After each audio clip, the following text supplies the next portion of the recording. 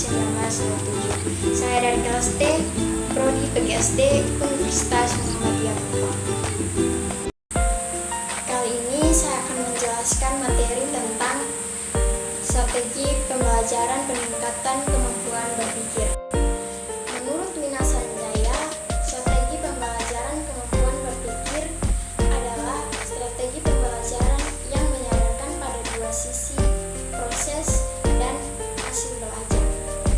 Proses belajar diarahkan untuk meningkatkan kemampuan berpikir, sedangkan hasil belajar diarahkan untuk mengkonstruksi pengetahuan dan penguasaan materi pembelajaran baru.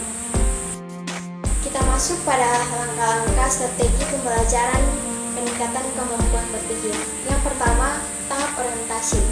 Tahap orientasi dilakukan dengan pertama, penjelasan tujuan yang harus dicapai berhubungan dengan penguasaan materi dan pelajaran yang harus dicapai, maupun tujuan yang berhubungan dengan proses pembelajaran atau kemampuan berpikir yang harus dimiliki peserta didik.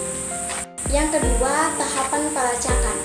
Tahapan pelacakan adalah tahapan penjajakan untuk memahami pemahaman dan kemampuan peserta didik sesuai dengan tema atau pokok persoalan yang dibicarakan. Yang ketiga, tahapan konfrontasi. Tahapan konfrontasi adalah tahapan penyajian persoalan yang harus dipecahkan sesuai dengan tingkat kemampuan dan pengalaman peserta didik. Yang keempat, tahapan inquiry. Melalui tahapan inquiry, peserta didik diajak untuk memecahkan persoalan yang dihadapinya. Tahapan ini pendidik harus memberikan ruang dan kesempatan kepada peserta didik untuk mengembangkan gagasan dalam upaya pemecahan persoalan. Yang kelima, tahapan akomodasi. Tahapan akomodasi adalah tahapan pembentukan pengetahuan baru melalui proses penyimpulan. Yang keenam, tahap transfer. Pada tahap ini, pendidik dapat memberikan tugas-tugas yang sesuai dengan topik pembahasan. Kita masuk pada karakteristik strategi pembelajaran peningkatan kemampuan berpikir. Yang pertama, SPPKB bukan model pembelajaran yang hanya menuntut peserta didik sekedar mendengar dan mencatat, menghendaki aktivitas peserta didik dalam berpikir yang berkaitan dengan karakteristik tersebut. Yang kedua, SPPKB dibangun dalam nuansa ideologis dan proses tanggung jawab serta terus-menerus. Yang ketiga, SPPKB adalah model pembelajaran yang menyadarkan pada dua sisi, yaitu pentingnya sisi proses dan hasil belajar.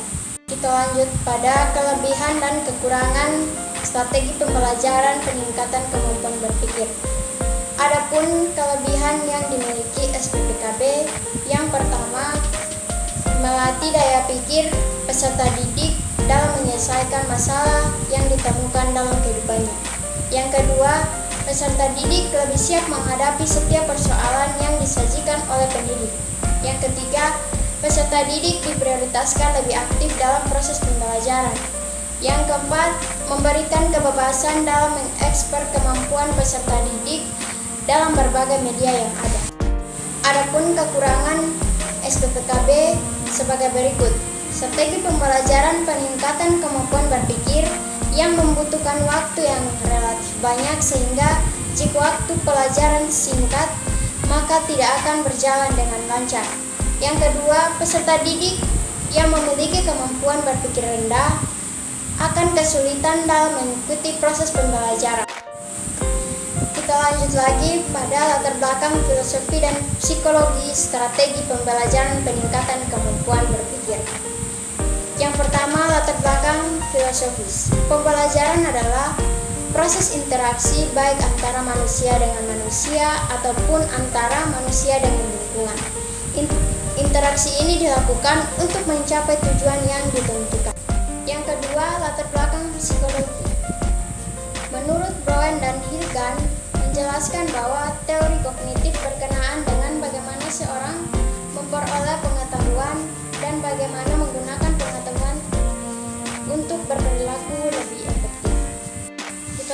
lagi pada tujuan dari strategi pembelajaran peningkatan kemampuan berpikir.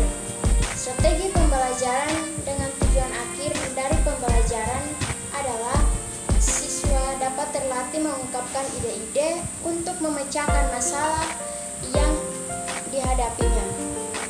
Tidak hanya memecahkan masalah, siswa juga terlatih dalam berpikir kritis dan kreatif, di mana hakikatnya proses pembelajaran melalui SPPKB menekankan pada proses mental siswa. Dari materi yang dijelaskan tadi, dapat kita simpulkan bahwa strategi pembelajaran peningkatan kemampuan berpikir adalah strategi pembelajaran yang menekankan pada kemampuan berpikir peserta didik. Dalam hal ini, peserta didik diarahkan untuk berpikir kreatif dan mampu mengolah data fakta atau konsep sebagai alat untuk melatih kemampuan berpikir peserta didik dalam menghadapi dan memecahkan persoalan tersebut. Semoga apa yang saya sampaikan mudah dipahami dan semoga bermanfaat bagi teman-teman. Sekian dari saya, terima kasih.